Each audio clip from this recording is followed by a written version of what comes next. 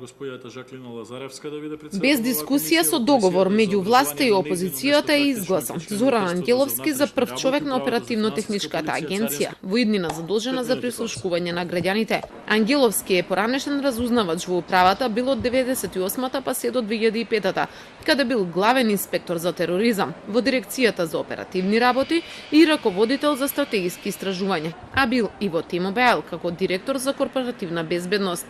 Тој на оваа позиција доаѓа како резултат на политичкиот договор меѓу партиите, но според премиерот Зоран Заев сепак е професионален кадар.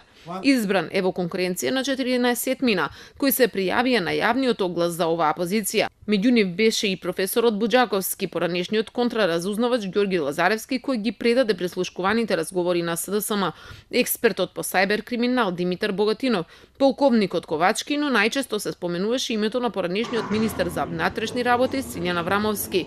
На партиите им требаше подолго време да се договорат за првиот човек на агенцијата, па се одолговлекуваше и изборот. ОТА е дел од пакетот реформи во безбедноста на системот за следење на комуникациите. Експертите велат дека сепак тие мора да продолжат без политички влијанија. Само това каснење очигледно дека не зависи само од управата за безбедност и контраразузнавање, затоа што тие го направи оно што мораше претходно да го направат, да се усогласат во делот дека делот кој што е петта управа досега се викаше, едноставно ќе се дистанцира, односно ќе излезе од самото МВР и ќе се формира посебно тело.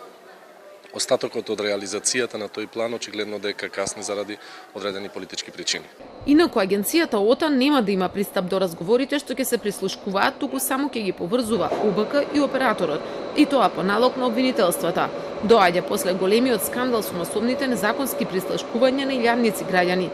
Изборот на директорот ги проби сите рокови.